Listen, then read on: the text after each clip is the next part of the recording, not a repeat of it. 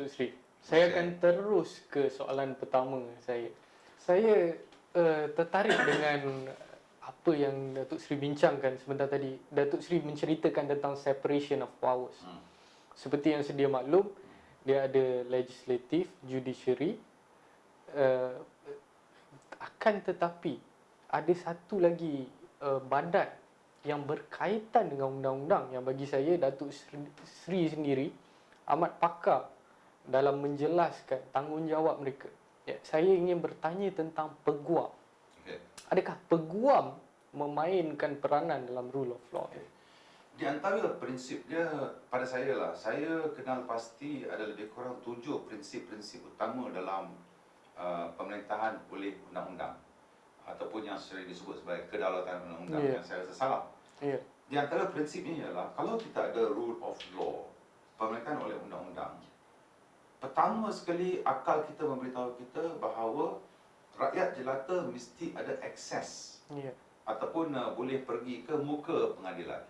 Dan di Malaysia bila disebut sebagai muka pengadilan, kita maksudkan mahkamah. Jadi rakyat mesti boleh mempunyai akses, boleh pergi ke mahkamah. Jadi bagaimana mereka nak pergi mahkamah? Siapa yang akan mewakili mereka di mahkamah? Adakah mereka sendiri boleh mewakili? Ada ketika yang kes-kes kecil-kecilan mereka boleh pergi kepada small claims court. Tetapi pada amnya mereka perlukan seorang wakil. Dan siapakah wakil ini? Wakil ini adalah seorang peguam. Jadi peranan peguam dalam menegakkan, memastikan wujudnya, berlangsungnya sistem pemerintahan oleh undang-undang ini sangat penting. Jadi saya selalu syorkan bahawa seorang peguam itu perlu diberi perlindungan oleh undang-undang. Sebab dialah yang akan pergi ke mahkamah dan dialah akan membela orang yang dianiaya sebagai contoh ataupun orang yang dituduh. Dan kita kena ingat, orang yang dituduh itu tidak bersalah sehingga didapati bersalah. Jadi siapa yang bercakap bagi pihak dia? Mestilah seorang peguam. Jadi peguam itu dia mestilah boleh pergi ke mahkamah, bercakap tentang tanpa gusar, tanpa takut dan sebagainya. Jadi ini peranan yang sangat penting. Pendek kata, bagi saya, seorang peguam itu merupakan mulut untuk mendapatkan keadilan bagi anak buah dia. Jadi sangat penting. Ya. Untuk jawab soalan saudara dia. Saya perlu tanya sebab Datuk Seri dah menceritakan tentang prinsip-prinsip rule of law ni ataupun kedaulatan undang-undang. Boleh Datuk Seri kongsikan sedikit apakah yang dimaksudkan dengan prinsip rule of law? Di antara prinsip-prinsip rule of law bagi saya ialah, pertamanya ialah kita kena tahu apa yang undang-undang tu. Bermakna undang-undang yang ada tu perlulah satu yang jelas. Saudara Fudil tahu, saya tahu apa itu undang-undang. Kita tidak boleh dapati salah kalau tidak ada undang-undang. Jadi undang-undang itu mesti satu yang kita jelas. It must be clear, clarity must be there. Supaya dia ada kestabilan undang-undang. Dan yang keduanya ialah undang-undang itu mesti terpakai kepada semua. Equality. Semua orang adalah sama di hadapan undang-undang. Sama ada kamu orang yang kaya atau miskin, sama ada kamu rakyat ataupun pembesar, semuanya equality before the law. Itu yang penting. Yang ketiga yang saya sebut tadi, semua orang mesti boleh ada akses, boleh pergi ke mahkamah. Dan mahkamah itu pula mestilah mahkamah yang terbuka. Kita tak praktikkan, dan saya rasa susah kalau kita nak tegakkan pemerintahan oleh undang-undang atau kedaulatan undang-undang kalau kita bisik-bisik nak buat keadilan, tak boleh. Jadi rakyat jelata mesti boleh pergi ke mahkamah, dengar apa yang dibincang. Itu sebabnya setiap peguam tahu justice must not only be done but must be seen to be done. Maknanya keadilan bukan sahaja perlu dilakukan tetapi perlu dilihat sebagai dilakukan. So manusia ni kita kena ingat, manusia punya keyakinan timbul daripada persepsi. Persepsi dibentuk daripada apa yang dia lihat. Kalau dia tidak boleh pergi ke mahkamah yang terbuka, apa yang dia lihat? Apakah rumusan yang dia akan buat? Jadi itu satu prinsip yang penting. Yang keempatnya ialah, kalau kita sebut tentang rule of law atau pemerintahan oleh undang-undang, saya suka istilah saya, pemerintahan oleh undang-undang, saya dapati bahawa apa yang berlaku dalam perselisihan undang-undang. Saudara Fudil kata saudara Fudil punya cawan, saudara Fudil punya rumah, saya mengatakan itu rumah saya. Jadi kita perlu ada satu timbang tara, hakim yang akan menimbang tara perkara itu. Jadi yang penting ialah saudara Fudil perlu diberi peluang untuk bersuara dan menyatakan kes saudara. Saya juga perlu. Ini disebut sebagai fair hearing. Audi alterum partem, kedua-dua pihak kena didengar. Itu penting. Jadi hakim yang menghakimi ini perlu beri peluang kepada dua-dua pihak. Itu selalu kita mengatakan bahawa hakim yang baik adalah hakim yang tidak terlalu campur tangan dalam prosiding agama. Dia boleh ada terhad. Dia tak boleh terlalu a good judge should not get into the fray of the trial. So dia kena tahu hak-hak dia juga. Walaupun dia ni kan. Dan selain daripada itu ialah di antara prinsip-prinsip yang terpenting ialah mesti ada judicial review. So apa kita kena ingat pemerintahan oleh undang-undang adalah penting kerana pemerintahan undang-undang ialah yang akan mengawal kerajaan daripada melakukan salah kuasa. Ingat kan? Kedaulatan undang-undang dan pemerintahan undang-undang itu penting. Pemerintahan oleh undang-undang itu penting supaya kerajaan tidak boleh melakukan salah guna kuasa dan sebagainya. Itu penting. Jadi oleh demikian, kita dapati bahawa dalam kes-kes demikian, katalah seorang rakyat itu tidak berpuas hati dengan satu keputusan kerajaan, satu keputusan agensi kerajaan sebagai contoh. Mana dia punya remedy? Di Malaysia, kita ada judicial review. Maknanya kita boleh pergi ke mahkamah. Kita mengatakan kita dah, sebagai contoh kita tak setuju dengan keputusan yang dibuat oleh Kementerian Kesihatan ataupun dengan Dewan Bandaraya mana-mana dan sebagainya. Jadi semua ini merupakan satu cara di mana rakyat boleh dapat keadilan. So ini antara prinsip-prinsip yang sangat penting saya rasa dalam menegakkan rule of law. Datuk Seri telah membincangkan daripada segi undang-undang itu sendiri.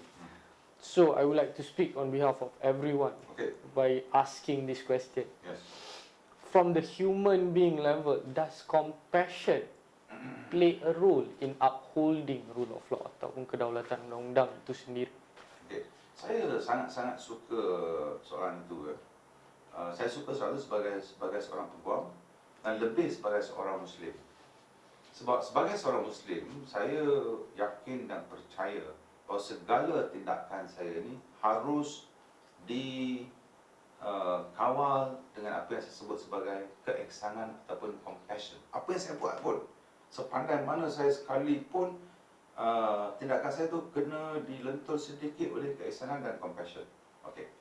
Bagaimana saya cuba untuk kaitkan compassion dalam pelaksanaan undang-undang? Yeah. Kita lihat kepada undang-undang. Kata kita ambil sebagai contoh, kita ambil Jabatan Peguam Negara. Dan saya dah 10 tahun lebih saya mengatakan bahawa Jabatan Peguam Negara dan mana-mana agensi pelaksana undang-undang haruslah melaksanakan undang-undang dengan keihsanan. They have to enforce the laws with compassion. Kenapa saya kata demikian? Kalau kita lihat pada peruntukan undang-undang, banyak agensi-agensi pelaksana undang-undang ini mempunyai budi bicara. Now, persoalannya ialah budi bicara ni discretion. How wide is the discretion? Saya akui, memang semua agensi perlu pada budi bicara kerana kita tidak akan menjangka apa yang akan berlaku. Tetapi, setakat manakah budi bicara ini digunakan? Dan bagaimanakah budi bicara ini digunakan? Adakah budi bicara ini digunakan dengan hanya melihat kepada the letter of the law, tanpa melihat kepada the spirit of the law? Adakah budi bicara ini dijalankan dengan kuku besi, tanpa sebarang keihsanan, tanpa melihat kepada mitigating factors dan sebagainya? Jadi di sini saya sarankan dan cadangkan bahawa dalam mana-mana agensi penguatkuasa undang-undang nak menguatkuasakan undang-undang, menjalankan undang-undang dan mendakwa sesiapa pun harus guna dua perkara. Budi bicara itu should be tempered with common sense and with compassion. Itu maksud saya. Okey, Datuk Seri. Saya nak quote satu artikel whereby Datuk Seri tulis in this article, and the title is In Urgent Need of Makeover. So dalam artikel ini Datuk Seri mengatakan bahawa let us also not forget that the public ought to protect the integrity of PDRM and MACC2 by supporting them when they want to perform their duties under the law. If the MACC does not carry out its legal duties, then there may be adverse allegations against them, which we should avoid. The Bar Council should also issue a statement on the legal process and rule of law in this regard so that the public is accordingly educated. So saya nak tanya Datuk Seri, how far does public itself play a role in upholding rule of law? Okay. Saya nak jawab tu mudah aja. Pemerintahan oleh undang-undang ada satu perlindungan yang sangat-sangat besar kepada orang awam.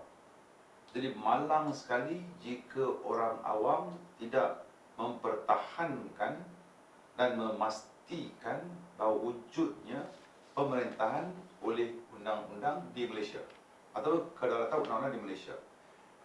Saya sebut tentang SPRM, saya sebut tentang PDRM dan banyak agensi. Saya orang yang percaya kepada institusi-institusi. Saya percaya bahawa kita perlu ada institusi-institusi yang kaliber dan integriti. Jadi apakah peranan yang boleh dimainkan oleh rakyat biasa?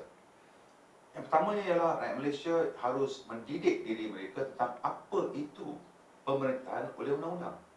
Sebab selagi kita tak faham sesuatu, kita tak tahu nilai dia. Dan kalau kita tak tahu nilai dia, kita tak tahu macam mana nak jaga dia. Jadi bila kita ada pengetahuan tentang sesuatu, kita tahu nilai dia dan kita akan cari jalan untuk menjaga dia. Itu yang pertama sekali.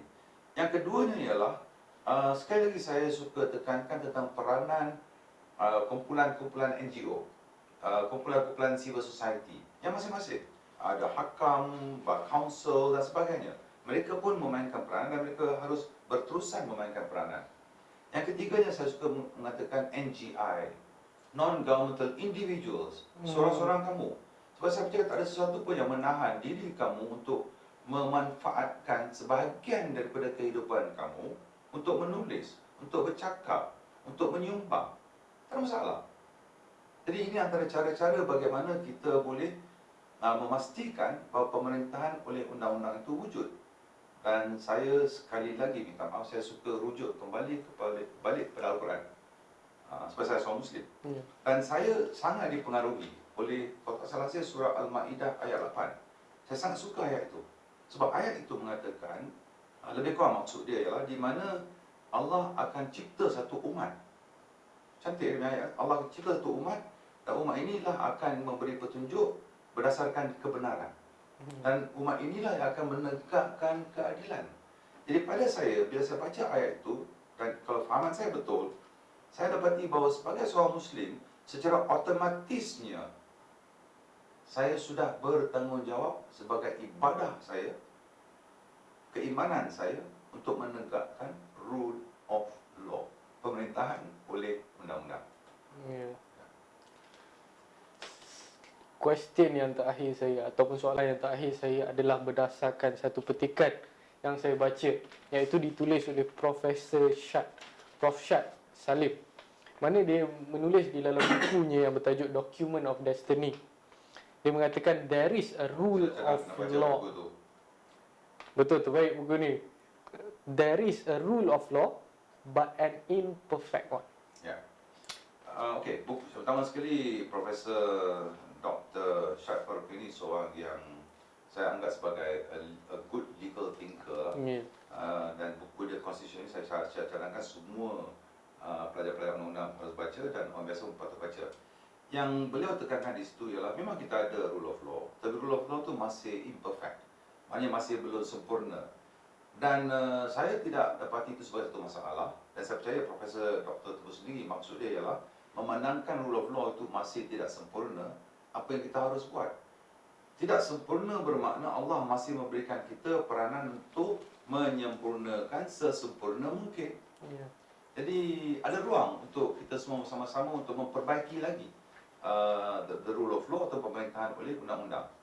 Jadi di sini masyarakat Malaysia harus berganjak daripada terlalu obses dan gila dengan perbincangan politik yang membuang masa dan nyawa dan kehidupan ramai manusia. Bincanglah tentang pemerintahan oleh undang-undang atau kedaulatan undang-undang yang sebenarnya memberi kesan kepada setiap kehidupan mereka. Dan saya suka ulang begini ya. tidak ada seseorang rakyat pun yang bebas daripada undang-undang, dari sijil kelahiran sehingga sijil kematian. Di antara sijil kelahiran dan sijil kematian, kita semua terikat dengan undang-undang. Jadi, adakah kita nak pastikan undang-undang itu adil? Yang keduanya, adakah kita nak pastikan bahawa undang-undang itu adalah berdaulat, bukan manusia? Terima kasih Datuk Seri. Saya percaya Datuk Seri memberi penjelasan terhadap kedaulatan undang-undang InsyaAllah. dan juga memberi nasihat bukan saja Pemerintahan oleh undang-undang. Ya, bukan saja penjelasan. Datuk Seri juga telah memberi metod-metod dan cara-cara untuk kita apply.